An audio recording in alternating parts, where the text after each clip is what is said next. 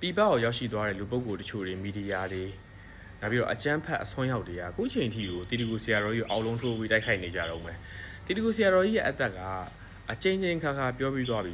89နှစ်ဆိုတော့တချို့လူတွေတောင်ဒါမတန်မစွမ်းဖြစ်ရင်ဖြစ်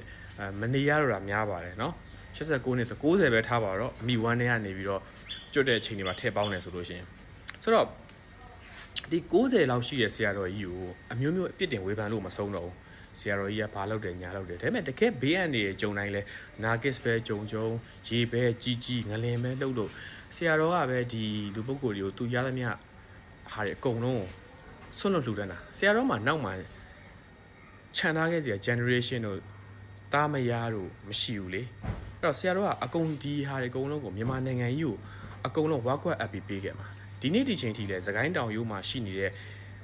ဘယ်เจ้าမဆိုဆရာတော်ကြီးရဲ့ဒီရေအလူကင်းလွတ်တဲ့နေရာဆိုတာမရှိဘူးနောက်ပြီးတော့မျက်စိဆိုလို့ရှိရင်လည်းတာမန်ဒီလူပုဂ္ဂိုလ်တွေအကုန်လုံးကိုအယုတ်အလက်အမျက်မရွေးဆရာတော်ကြီးဟာတိမ့်နဲ့ချီပြီးတော့ကုသပေးခဲ့တာအခုဝေဖန်နေတဲ့သူတွေဟာမြန်မာနိုင်ငံကောင်းကျိုးကိုဘယ်တော့မှဆောင်ရွက်ပေးခဲ့ဘူးလို့เนาะ AR ရအောင်စော်တို့နောက်ပြီးတော့ဘာမှညာမှမသိသူတွေအများကြီးရှိပါသေးတယ်အခုလူငယ်တွေကလည်းအဲ့ဒီခါတွေနားထောင်ပြီးတော့တိုင်အောင်လိုက်ပြီးတော့ဆရာတော်ကြီးကိုခမညာကတော့ပါဆရာတော်ကြီးဗျာဂူကြီးနဲ့ပြောနေကြတာပေါ့နော်သူတို့အမေထက်ကောသူတို့အဖေထက်ကောသူတို့အဖိုးဖွားထက်ကောအသက်ကြီးရဲ့ဆရာတော်ကြီးကိုဒါပြောကြတာပေါ့နော်အဲ့ပြီးတော့ဆရာတော်ကြီးကလည်း၅ပါးသီလလုံလို့လားမလုံလို့လားဆိုကျွန်တော်ပြမယ်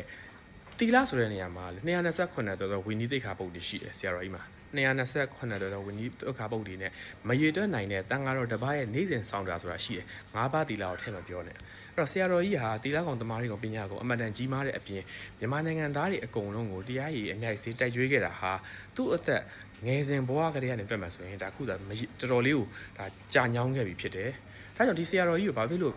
မင်းတို့ကအလွတ်မပေးဘဲနဲ့တောက်လျှောက်တိုက်ခိုက်နေကြတာလေဒါစဉ်းစားလို့မရဘူးနောက်တစ်ခုကဆရာတော်ကြီးဟာ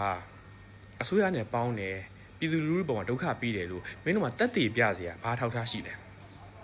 ဘာထောက်ထားမှမရှိဘူးဆရာတော်ကြီးတဘဝလုံးမှာတကယ်ကိုအမေရိကန်နိုင်ငံလိုအကြီးအကဲမျိုးတွေကုလသမဂ္ဂအကြီးအကဲတွေကမ္ဘာခေါင်းဆောင်တွေရတော့မှာပဲတက်လေးတစားနဲ့ဆရာတော်ကြီးကိုဆက်ဆံရတာကိုမင်းတို့ကကိုယ်နိုင်ငံကဆရာတော်ကြီးကိုယိုသေးရကောင်းမှန်းเนาะကြည်ညိုရကောင်းမှန်းဒါဆိုမယိုသေးမကြည်ညိုမယိုသေးတော့မစော်ကားတ